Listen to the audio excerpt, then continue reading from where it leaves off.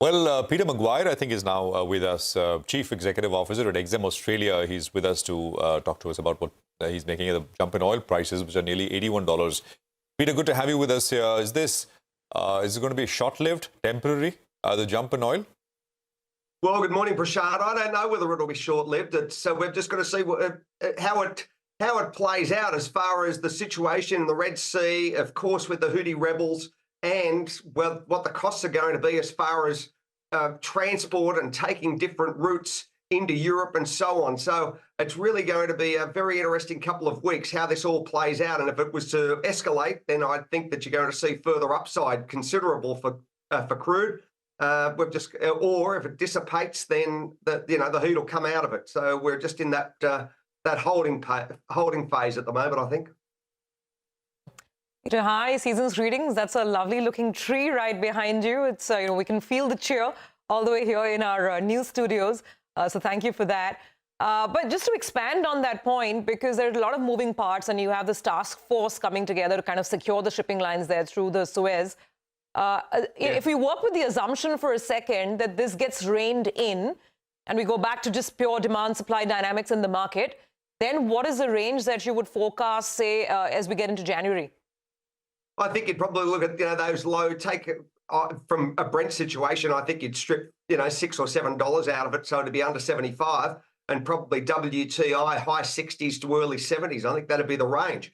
But if you put the geopolitics in there, then that changes the whole dynamic as far as it just changes the dynamic. It's nearly a war premium building in. So just to repeat the number there, purely demand supply. What do you think the cap could be? Well, I think you'd be looking at, as far as WTI, high 60s to early 70s, so it'll strip a few dollars out of where it is at the moment. And Brent, you'd probably be, that $72 to $75 range. So I think there's $5 or $6 built in at the moment. When you say if the situation escalates, Peter, what would you mean? I mean, now there's a concerted effort to resolve the situation, right? I mean, Maersk is saying that we'll take that route once again. How would it go the other way?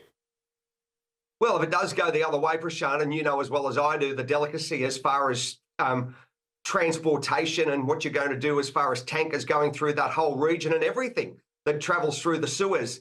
So if that was to be a choke point, similar to what we've seen in years gone by with the Strait of Hormuz, then that changes the footprint as far as freight costs. All of that escalates from an inflation side, and naturally from a crude perspective, I think you could put on easily another $5 to $10 in the short run. So we've just got to see how it trades, and the traders will show that. We'll see that'll be dynamic as far as open interest and what projections are going to be across hedge funds and naturally all traders, retail and commercials. But I have to say, Peter, that everyone seems, at least on the equity side, when we speak with people, very sanguine, that almost convinced that this is short-lived and it'll come off. Yep. There's no reason for prices to keep going higher. So that's I find that interesting to note, right? But markets have a way to surprise us. They find a way.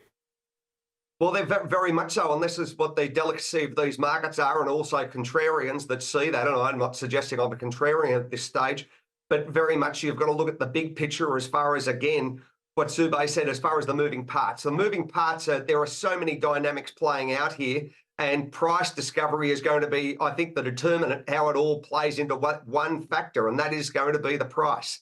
And, you've had a very strong move to the upside for equities. It's been a bumper year. It's been nothing short of outstanding. And if that momentum continues, then that's fantastic leading into 24. But the crude could be a little bit of a disruption as far as price, I would say. Okay, well, we'll keep that in mind. It's our job to look at all the factors at play, positive or negative, and let's see which way oil swings. Thank you very much, Peter. And once again, wish you, a great holiday season, the rest of it, and a fantastic start to 2024 as well.